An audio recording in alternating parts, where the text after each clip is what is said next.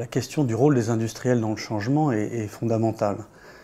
Parce que les pouvoirs publics ont la possibilité d'intervenir, mais finalement les moyens d'action, ce sont quand même les industriels qui les ont, puisque ce sont eux qui vont influencer massivement l'état de l'offre. Et de ce point de vue-là, la situation a considérablement évolué par rapport à ce qu'on pouvait connaître il y a même une vingtaine d'années, dans la mesure où les industriels, qui ont toujours été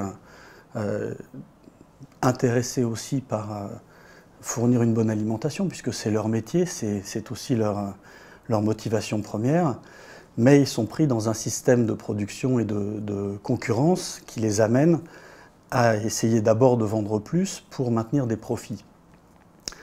Ce qu'on peut voir maintenant de plus en plus, c'est qu'il y a un certain nombre d'essais des industriels dans ce sens-là, et encouragés et soutenus par les pouvoirs publics, de créer des situations dans lesquelles la concurrence ne va pas être un obstacle à l'amélioration de l'offre. Et on a pu voir ça, par exemple, dans les initiatives au niveau des branches professionnelles, par exemple, pour réduire la quantité de sel ou de certains corps gras à l'intérieur des aliments. Autant c'est impossible ou difficile à faire quand un industriel essaye de le faire tout seul, parce que les préférences des consommateurs vont vers le plus gras, le plus sucré, le plus salé, pour des raisons qui sont des raisons biologiques. Et donc, si quelqu'un veut y aller tout seul, effectivement, il risque de voir, comme l'ont bien dit mes collègues, ses parts de marché s'effondrer. Et donc, on aurait un système de sélection adverse dans lequel les gens qui essayent de bien faire, finalement, se trouvent sortis du marché.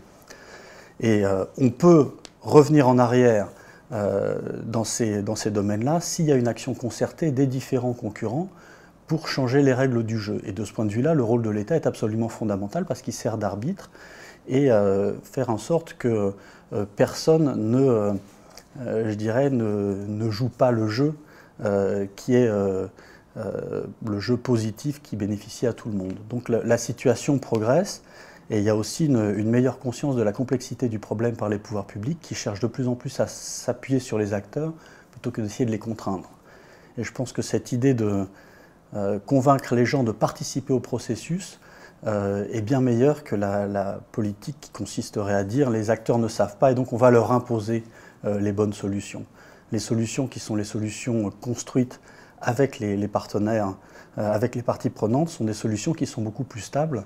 Et on le sait depuis les travaux de Kurt Lewin, ce sont les solutions qui sont durables. Quand les gens ont participé au processus, ils sont beaucoup plus enclins à respecter les règles qu'ils ont eux-mêmes édictées.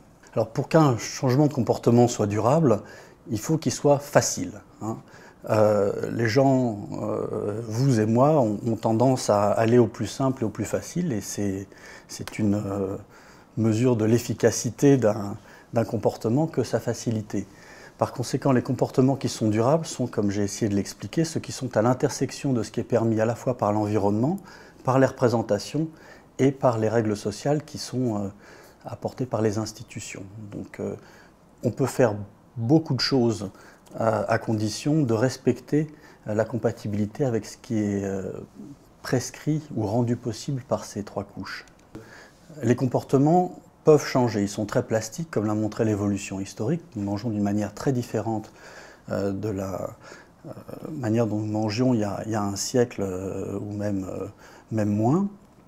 Et donc il ne faut pas se décourager. Chaque acteur a l'impression qu'il est tout seul face à une situation très complexe, très inerte, face à un marché, et que donc il vaut mieux jouer avec le marché et puis faire au plus facile. Mais les changements sont tout à fait possibles, à condition de s'y attaquer de manière concertée et d'être un petit peu patient parce que ça met du temps de changer des systèmes complexes. Il y a des boucles de rétroaction entre tous les niveaux du système. Il faut être persévérant et il faut que les participants soient motivés. Et encore une fois, pour les motiver, le mieux c'est de réussir à les faire participer au processus de décision.